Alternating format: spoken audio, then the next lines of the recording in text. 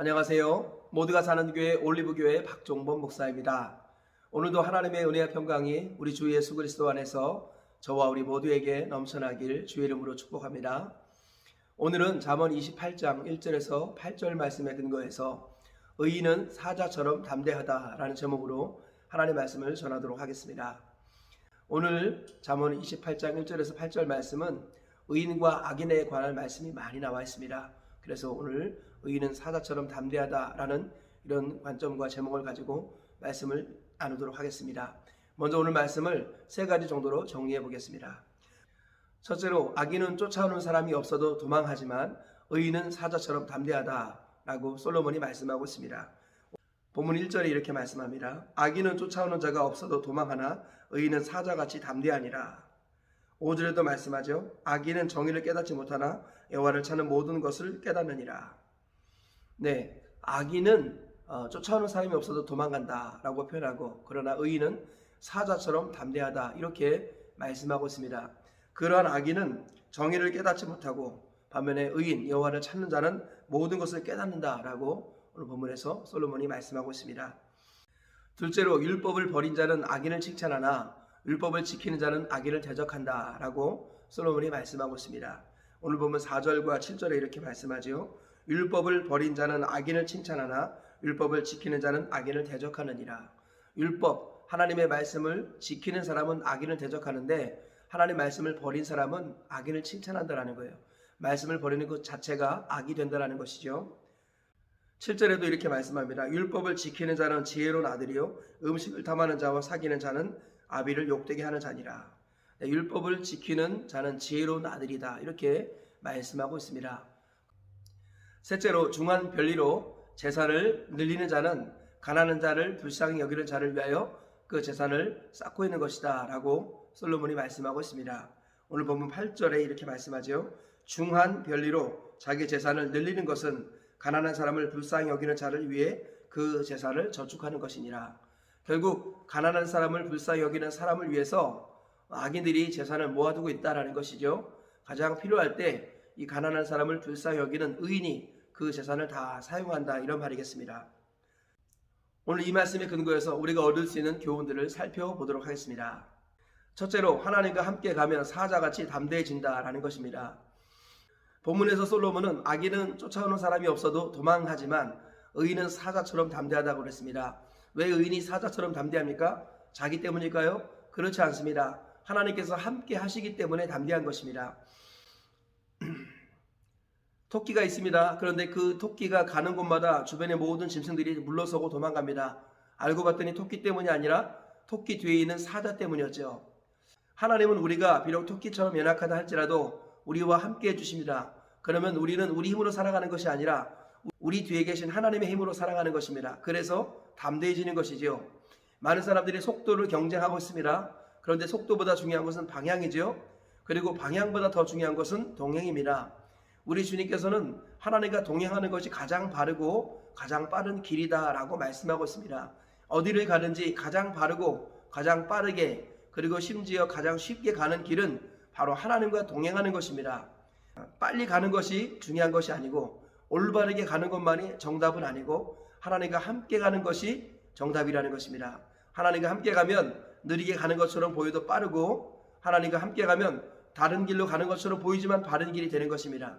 하나님이 함께 하는 것이 바로 정답입니다. 속도보다 중요한 것은 방향이고 방향보다 중요한 것은 동행입니다. 동행할 때 비로소 의인의 담대함이 사자같이 임하는 것입니다. 하나님께서는 오늘도 우리가 하나님과 동행하기를 원하십니다. 그리하여 해서 하루를 살아갈 때 두려워하지 말고 놀라지 말고 담대하게 살기를 원하십니다. 하나님이 함께 하신 자의 특권, 담대함을 누리는 것, 하나님 이것을 기뻐하신다는 것을 잊지 마시고 오늘 하나님과 동행함으로 담대하게 하루를 승리하며 살아가시길 주의 이름으로 축복합니다.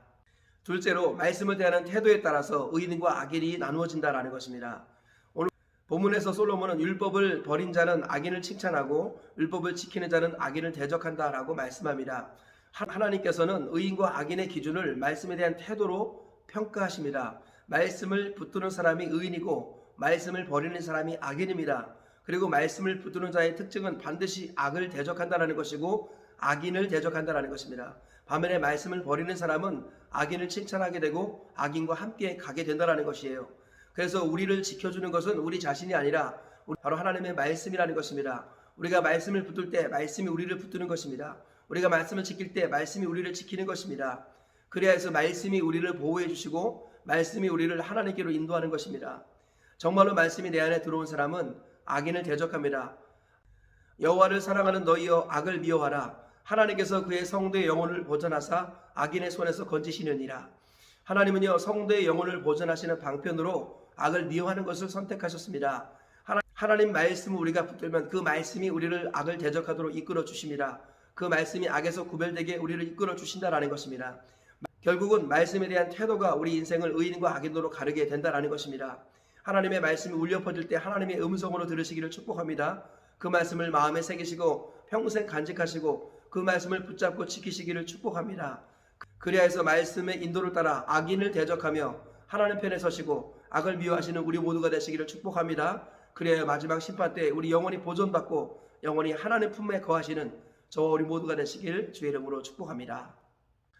셋째로 가난한 자를 불쌍히 여기는 것이 저축하는 것이다 라고 주님은 말씀하십니다.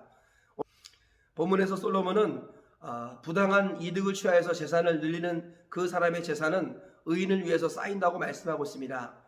즉 하나님께서는 가난한 사람을 불쌍히 여기는 자를 위하여서 악인의 재물을 준비해 놓으셨다라는 것입니다. 악인이 부지런히 모아둔 재물은 가난한 사람을 불쌍히 여기는 자를 위해서 다 사용된다라는 것입니다. 선인은 그 산업을 자자손손에게 끼쳐도 죄인의 재물은 의인을 위해서 쌓인다고 성경은 말씀하고 있습니다. 또한 흩어 구제하여도 더욱 부하게 되나니 과도히 아껴도 가난하게 될 뿐이라. 하나님은 그렇게 말씀하고 있습니다. 하나님께서는 우리가 가난한 자를 불쌍히 여길 때 악인의 재물이 그를 위해 쌓인다고 말씀합니다. 진정한 저축은 가난한 자를 불쌍히 여기는 것입니다. 그럴 때 이 땅에서도 하나님께서 필요한 재물이 채워지게 하시고 영원한 나라 천국에서도 보화가 쌓인다고 주님이 말씀하고 계시는 것입니다. 그런데 가난한 자를 불쌍히 여기는 것이 무엇입니까? 일단은 물질적으로 도와주는 것을 말합니다. 그러나 나아가서 심령이 가난한 자를 불쌍히 여겨서 복음을 전하는 것, 그것이 진정한 의미의 가난한 자를 불쌍히 여기는 것입니다. 우리 주님께서는 우리에게 주신 사명, 즉 복음을 증거하는 것을 최우선으로 여기십니다. 주 예수께 받은 사명 곧 하나님의 은혜의 복음을 증거하는 일에 우선을 둘 때 하나님께서는 그의 앞날을 책임져 주십니다. 물질이 필요할 때 악인의 재물을 갖다 두시고 사용하도록 허락해 주십니다. 그리고 천국에서 도와도 주시겠다고 말씀하셨습니다. 나와 복음을 위하여 부모 형제 처자식 전토를 벌인 자는 이 땅에서 100배로 복을 받고 내세의 영생을 얻지 못할 자가 없다고 주님이 말씀하셨습니다. 진정으로 부유한 자는 복음을 전하는 사람입니다. 마음이 가난한 사람을 찾아서 그들에게 하늘의 복음을, 부유한 복음을 전함으로 그 영혼을 살려주는 것, 이것이 진정한 의미의 하늘의 보화를 쌓는 것이고 이 땅에서 100배로 복을 받는 길이다라고 주님은 말씀하고 있습니다. 우리 주님께서는 오늘도 우리가 가난한 자를 불쌍히 여기시기 원하십니다. 우리가 가지고 있는 물질을 가난한 자에게 나눠주길 원하시지만 나아가서 우리가 가지고 있는 가장 소중한 보물인 복음을 전함으로 말미암아 영적으로 가난한 사람들을 살리고 하나님 나라 백성으로 세우는 것, 주님은 이것을 가장 소중히 여기십니다. 그래서 이것을 통해서 100배로 이 땅에 채워주시고 내세의 영생을 주십니다. 이 모든 복을 받아 누리시는 저와 우리 모두가 되시기를 축복합니다. 심령이 가난한 자를 불쌍히 여겨서 복음을 증거함으로 말미암아 이 땅에서 100배의 복을 받고 내세의 영생을 넉넉히 얻으시는 저와 우리 모두가 되시길 주의 이름으로 축복합니다. 말씀의 결론을 맺겠습니다. 오늘 의인과 악인에 관한 이 말씀을 통해서 세 가지 교훈을 발견했습니다.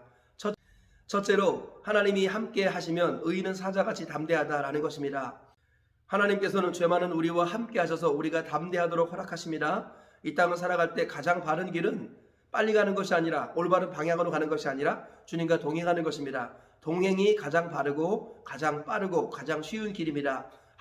항상 하나님과 동행하셔서 담대히 이 땅을 승리하며 살아가시길 주의 이름으로 축복합니다. 둘째로 말씀을 대하는 태도에 따라 의인과 악인이 갈라진다라는 것입니다. 하나님은 말씀을 붙드는 자와 함께 하십니다. 말씀을 붙드는 자는 반드시 악인을 대적합니다.